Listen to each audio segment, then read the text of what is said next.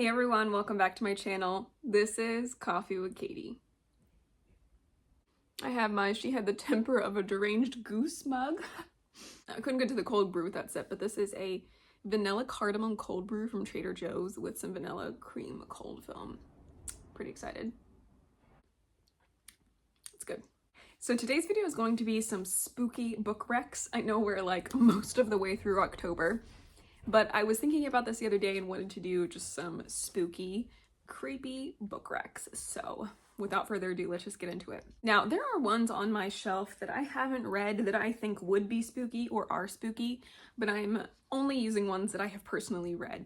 And the first one I wanted to talk about was Belladonna by Adeline Grace. We've all probably heard of this book, but this is the first kind of creepy, spooky book I wanted to talk about.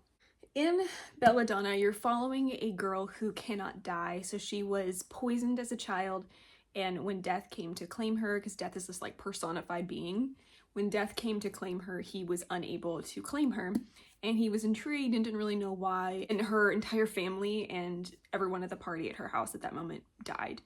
So they're unsure why she survived, and since then she's kind of been cursed, or so they say, where everyone around her will die, because things keep happening to her caretakers, her guardians, or people around her. And she kind of has this like vendetta with death, but also maybe a curiosity, because she wants to know what happened to her mother. She wants to know what happened to her when she was a child, and she will eat belladonna berries, and she won't die, but she will be able to then see death and communicate with him.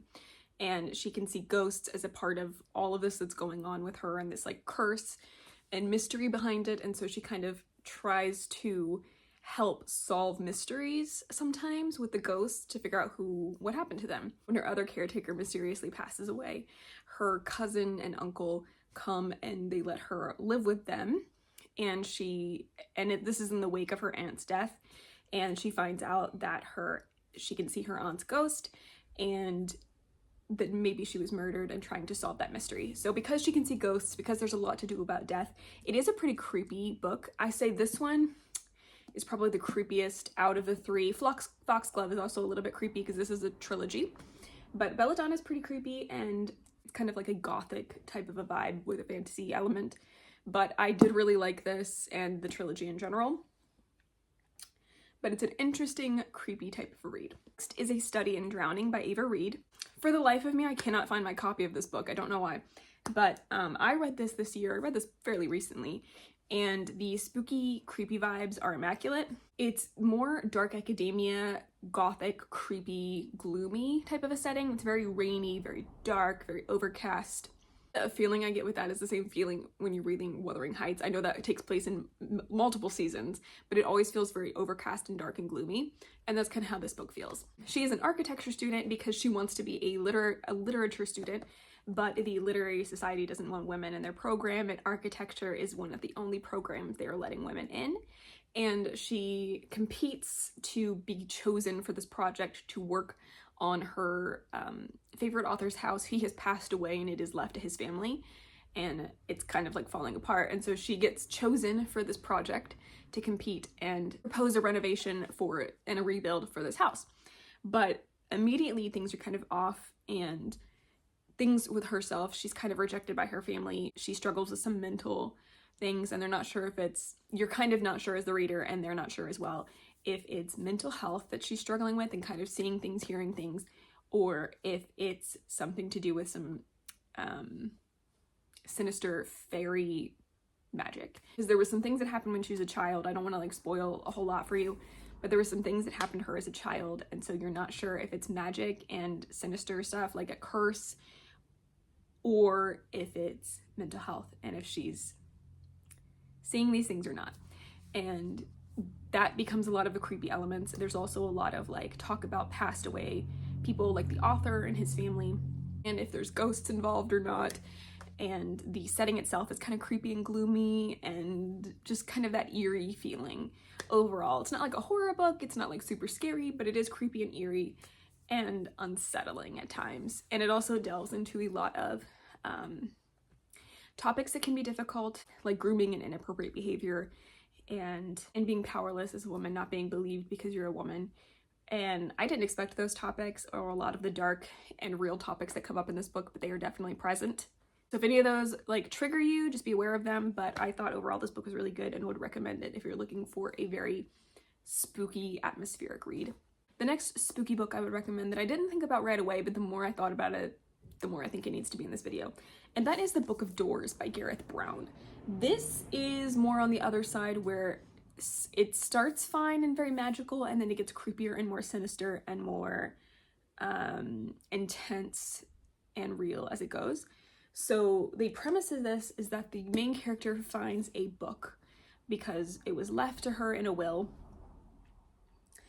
and she finds that she can use the book is magical, and she can use the book to open a door. So she uses the book, opens the book, and then opens your closet door, perhaps, your door into your living room. She can now travel anywhere she wants by using that door. So she can open the door and be in Rome immediately. And if she walks through the door, she'll be in Rome. So it's a very amazing magical item, which is therefore very coveted. And so she very quickly has to go on the run to save herself from these people that also have magical books that are trying to get her and kill her to take it. So it kind of quickly becomes she's on the run for her life, and it's very dangerous, but the twists and turns along the way are kind of sinister. There's people that are bad people, there's people that are good people that have magic, and trying to differentiate who's who, but there's also like a very present villain that is kind of like a sociopath, like will kill you no matter what, no thoughts, has no moral compass. And so that can become very creepy as you're reading it and going through this, because she is trying to escape all of that. And there's also some elements that are like, they're not jump scares, they're not dangers as in that person trying to kill you, but there is a point where you're facing something that's kind of scary to think about. And it's not scary in a horror type of a way, but it's scary in a, if this happened to me, I would lose it kind of a way. So kind of magical, kind of mystical, kind of scary, kind of spooky. But overall, ended up really loving this book. I was super taken aback by this book and how much I liked it. Next is The Tainted Cup by Robert Jackson Bennett. I loved this book. This is a Sherlock Holmes type of a story. It's kind of like a twisted Sherlock Holmes.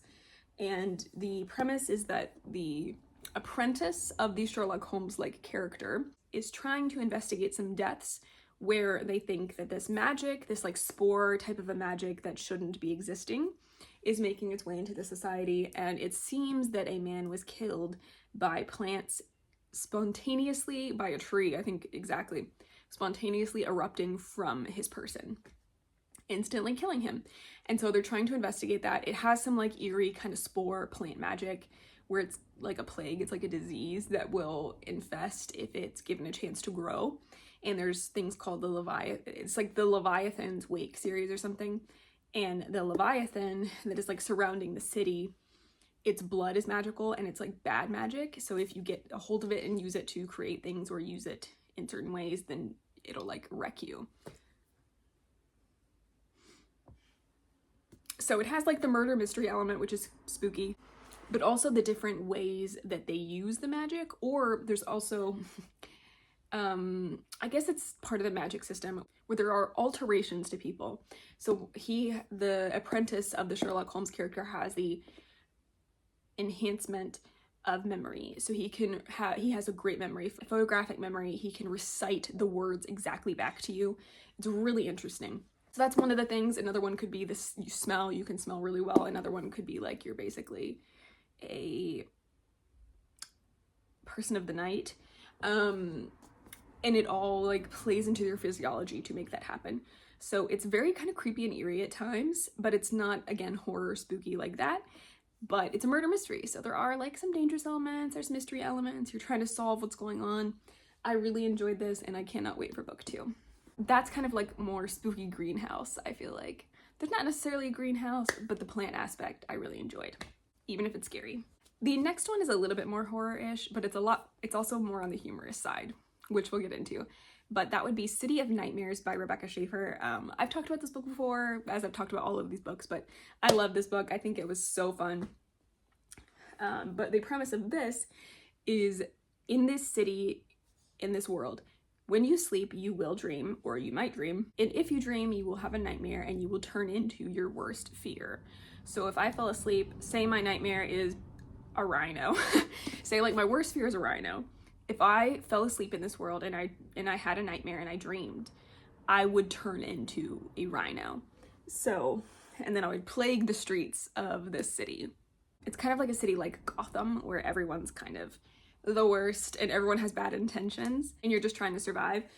So they take these like drugs so that you won't dream at night, so that you won't turn into your worst fear.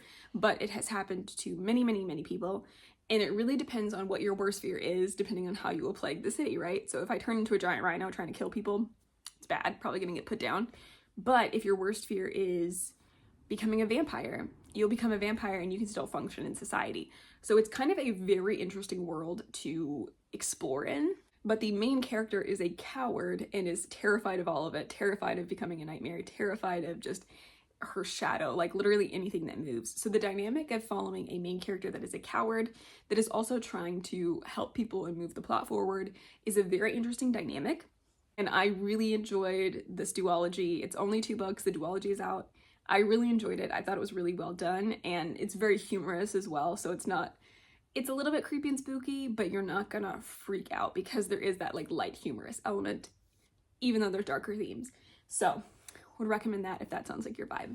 The next one I've talked about many, many times, I'm sure, and that is One Dark Window by Rachel Gillig. This one is super atmospheric, especially, it's a duology as well. Book 1 and 2 are both very atmospheric. I enjoyed them both a lot. And this one, you're following the main character, Elizabeth, who has a secret for one, but in this world, there is this mist. So the magic has become corrupted in this world, and there is this mist that is plaguing the forests and plaguing part of the world. And if you go into the mist, you will like lose your mind and potentially become magical, but you will die.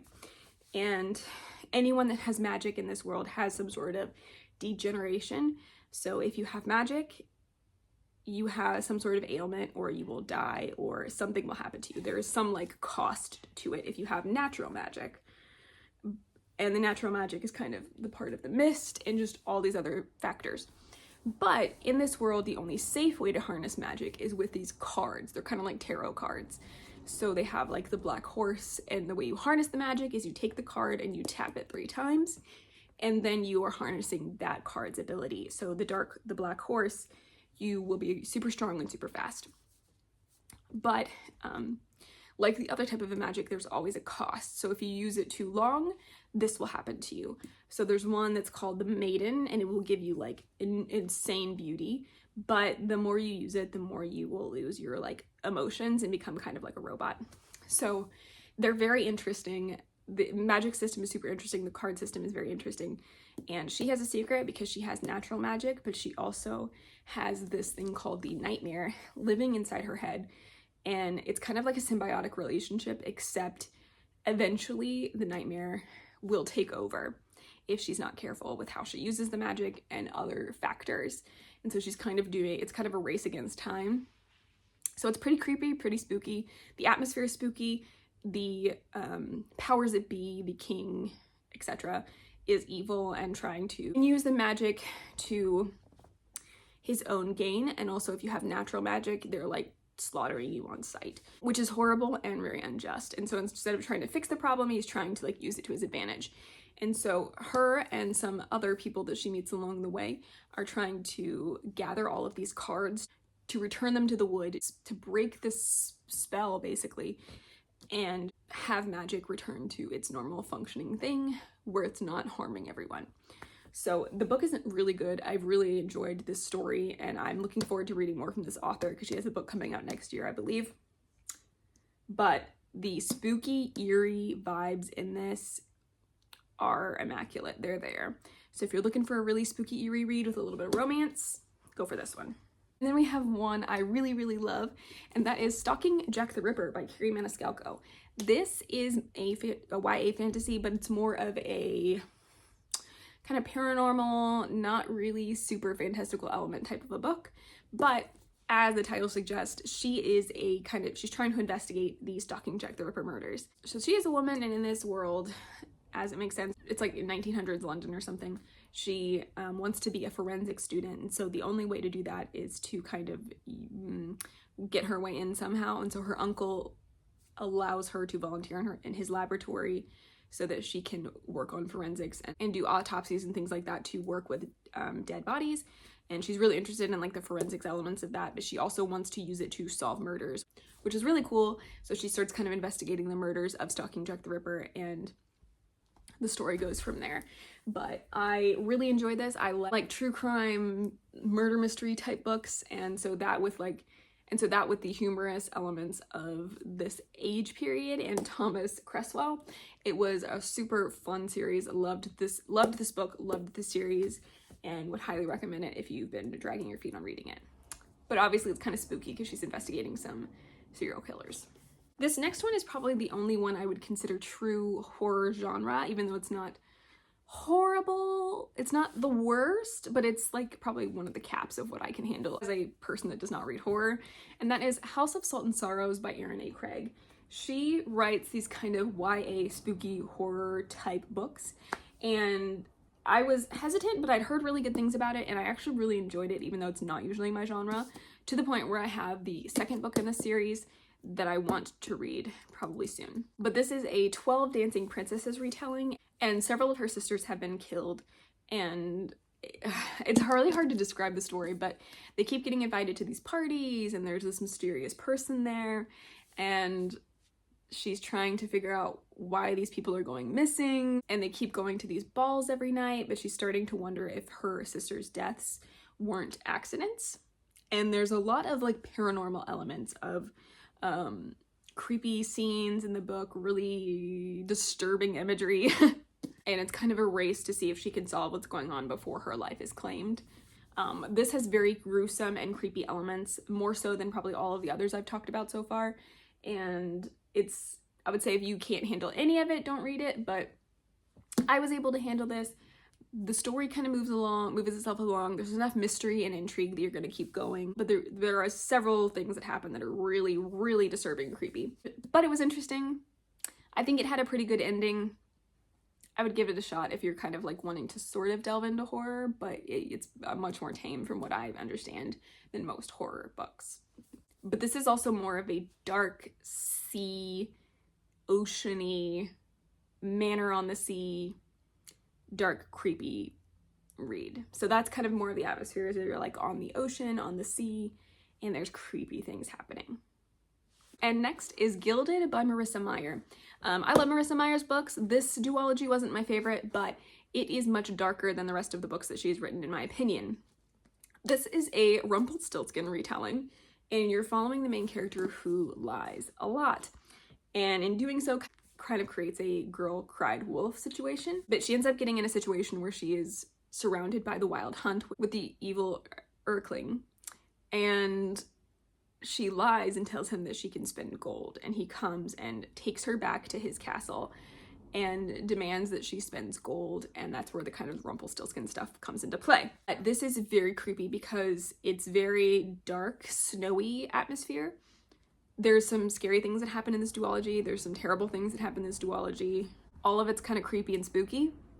When she's taken to his castle, it's like overrun with ghosts and fae and demon dogs and just horrible, horrible things. And he's evil and vicious and horrible. And when the like sun rises, it's normal and just kind of this like abandoned castle. So it can be like this just abandoned castle with these like horrifying other creatures there in the daytime. It's really interesting, but it's very spooky and creepy. There's several elements of people losing their lives.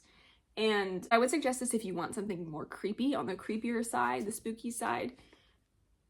It can be kind of frustrating at times because the character is lying, but she's also trying to survive, and you kind of get that. But it's more of a desperation, trying to survive type of a story, and just trying to make her way and make the most of the situation in the spooky, horrible things that are happening, than it is like a really big heroine story. And I would say the vibes for this are more creepy, abandoned castle with ghosts and dead things and spooky forest vibes. I would say that's more of this atmosphere. And last but certainly not least, we have Nettle and Bone by T. Kingfisher. I love this book. It is so, so good. It's pretty short, but it's so good and hilarious. But it is pretty dark. So this is like more fairy tale-esque and in kind of like a more dark fairy tale way. In this, you're following the main character who is kind of like a nun. She's kind of like working in a convent. And because of that, she's kind of more removed from her family and doesn't necessarily know the ins and outs of everything going on in their daily lives. But her sister is very beautiful and was sold off to this prince to be married. But while she thinks that everything's going great, her family's happy, her sister's happy, that ends up not being the case. And her sister is in a horrible, like, abusive situation, and she had no idea. And so she's trying to figure out a way to save her sister from this fate. And she goes to a witch for help, and the witch gives her these 3 impossible tasks. And if she completes these tasks with her ragtag team, she will be able to kill the prince and save her sister.